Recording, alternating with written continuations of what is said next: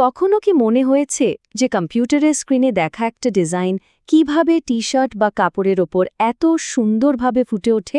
চলুন আজ আমরা ঠিক এই আকর্ষণীয় প্রযুক্তিটা নিয়েই কথা বলবো, যেখানে ডিজিটাল পিক্সেলগুলো কাপড়ের সুন্দর সব প্যাটার্নে রূপান্তরিত হয়। এটাই হলো আসল প্রশ্ন, তাই না? মানে একটা সাধারণ ডিজিটাল ফাইল, সেটা কিভাবে আমাদের পরা কাপড়ের ওপর একটা পার্মানেন্ট উজ্জ্বল ডিজাইনে পরিণত হয়। চলুন এই রহস্যটাই আজকে ভেদ করা যাক। আচ্ছা, তাহলে পিক্সেল থেকে প্যাটার্ন তৈরির এই যে জার্নিটা, এর একেবারে গোড়া থেকে শুরু করা যাক। সবার আগে আমাদের জানতে হবে যে এই ডিজিটাল টেক্সটাইল প্রিন্টিং জিনিসটা আসলে কি, এর পেছনের মূল আইডিয়াটাই বা কী। একদম সহজ করে বললে এটা একটা সুপার মডার্ন প্রিন্টিং টেকনিক। আগেকার দিনের মতো এখানে কোনো রকম কাঠের ব্লক, খোদাই করার রোলার বা স্ক্রিনের কোনো বালাই নেই, বরং বিশাল আকারের ইঙ্কজেট প্রিন্টার ব্যবহার করে সরাসরি কম্পিউটার থেকে কাপড়ে ডিজাইন প্রিন্ট করা হয়। আর ঠিক এই কারণেই ডিজাইনগুলো হয় অনেক বেশি নিখুঁত আর ঝকঝকে। আইডিয়াটা শুনতে তো বেশ সহজ লাগছে, তাই না? কিন্তু একটা ডিজিটাল ফাইলকে কাপড়ের ওপর ফুটিয়ে তোলার জন্য মূলত দুটো আলাদা কৌশল কাজ করে। চলুন এই দুটো পদ্ধতি নিয়ে এবার একটু বিস্তারিত জেনে নেওয়া যাক। আমাদের প্রথম পদ্ধতিটা হলো সাবলিমেশন প্রিন্টিং। এটাকে একটা দারুণ 2 ধাপের ট্রান্সফার প্রসেসও বলা যেতে পারে। মানে এখানে ডিজাইনটা কিন্তু সরাসরি কাপড়ের উপর প্রিন্ট করা হচ্ছে না। হ্যাঁ, ব্যাপারটা অনেকটা অস্থায়ী ট্যাটুর মতোই। মানে এমন একটা ট্যাটু যেটা তাপ লাগার সাথে সাথেই পার্মানেন্ট হয়ে যায়। কালিটা শুধু কাপড়ের উপর একটা লেয়ার তৈরি করে না, বরং গরমে গলে গিয়ে কাপড়ের সুতোর সাথে একেবারে মিশে যায়। আসল জাদুটা কিন্তু ঘটে একদম শেষ ধাপে, যখন ওই বিশেষ কাগজ আর কাপড়টাকে একসাথে রেখে অনেক বেশি তাপ আর চাপ দেওয়া হয়। তখন কাগজের উপরের কঠিন কালিটা আর তরল হয় না, সোজাসুজি গ্যাসে পরিণত হয়ে যায়। আর এই গ্যাসীয় কালিটাই কাপড়ের সুতোর ভেতরে ঢুকে এর একটা অংশ হয়ে যায়। যখনই তাপ সরানো হয়, কালিটা আবার কঠিন হয়ে যায়, কিন্তু এবার কাপড়ের ভেতরে।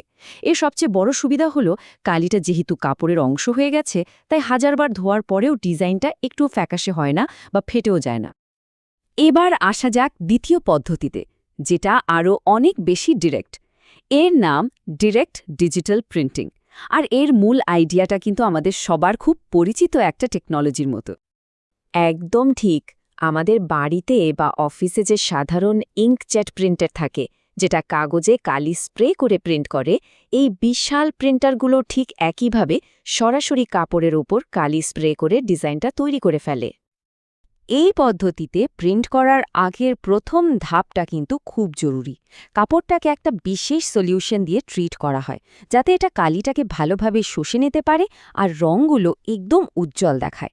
আর প্রিন্টিং হয়ে যাবার পর রঙগুলোকে পার্মানেন্ট করার জন্য স্টিম দেওয়া, ধোয়া আর শুকানোর মতো আরও কয়েকটা ধাপ পার করতে হয়। তো এই দুটো পদ্ধতির মধ্যে মূল পার্থক্যটা কি দাঁড়ালো? একদিকে সাবলিমেশন হলো একটা ইনডিরেক্ট বা পরোক্ষ পদ্ধতি, যেখানে ডিজাইনটা আগে কাগজে প্রিন্ট হয়, তারপর সেখান থেকে কাপড়ে ট্রান্সফার হয়। আর অন্যদিকে ডিরেক্ট ডিজিটাল পদ্ধতিতে কালিটা সোজাসুজি কাপড়ের উপর স্প্রে করা হয়। এখন একটা খুব জরুরি প্রশ্ন আসে, সব ধরনের কাপড়ে কি একই কালি ব্যবহার করা যায়? উত্তরটা হলো একদমই না। কোন কাপড়ের জন্য কোন কালিটা বেস্ট কাজ করবে, এর একটা নির্দিষ্ট নিয়ম আছে। চলুন সেই নিয়মগুলো একটু জেনে নিই। একটা পারফেক্ট প্রিন্টের জন্য কিন্তু সঠিক কালি আর কাপড়ের মেলবন্ধনটা খুব দরকারি। কারণ এক এক ধরনের কালি এক এক রকম কাপড়ের ফাইবারের সাথে কেমিক্যালি বন্ড তৈরি করার জন্য বানানো হয়। যেমন ধরুন, পলিয়েস্টারের জন্য যেখানে ডিসপার্স ডাই সবচেয়ে ভালো কাজ করে, সেখানে কটনের জন্য পিগমেন্ট বা রিঅ্যাক্টিভ ডাই ছাড়া ভালো ফল পাওয়া মুশকিল। আমরা তো পদ্ধতিগুলো জানলাম, কিন্তু এই প্রযুক্তিটা ফ্যাশন আর টেক্সটাইল ইন্ডাস্ট্রিতে এত বড় একটা পরিবর্তন আনছে কেন? চলুন এর পেছনের বড় কারণগুলো একটু খুঁজে দেখি। দেখুন, এই প্রযুক্তির অনেকগুলো বড় সুবিধা আছে। প্রথমত, এটা দিয়ে অসম্ভব জটিল আর হাই কোয়ালিটি ডিজাইনও প্রিন্ট করা যায়। দ্বিতীয়ত, এটা খুবই ফ্লেক্সিবল, মানে চাইলে শুধু একটা টি-শার্টও প্রিন্ট করা যায়, যার ফলে অপচয় অনেক কমে। আর সবশেষে, পুরনো পদ্ধতির চেয়ে এতে অনেক কম জল আর বিদ্যুৎ লাগে, যা এটাকে অনেক বেশি পরিবেশ বান্ধব করে তুলেছে। তো এই ছিল পিক্সেল থেকে প্যাটার্নের রূপান্তরের পুরো জার্নি। এই অসাধারণ টেকনোলজির পেছনের বিজ্ঞানটা জানার পর একটাই প্রশ্ন মাথায় আসে, তাই না? এই জ্ঞানকে কাজে লাগিয়ে আর কি কি অবিশ্বাস্য জিনিস তৈরি করা সম্ভব? সত্যি বলতে এর সম্ভাবনা কিন্তু অফুরন্ত।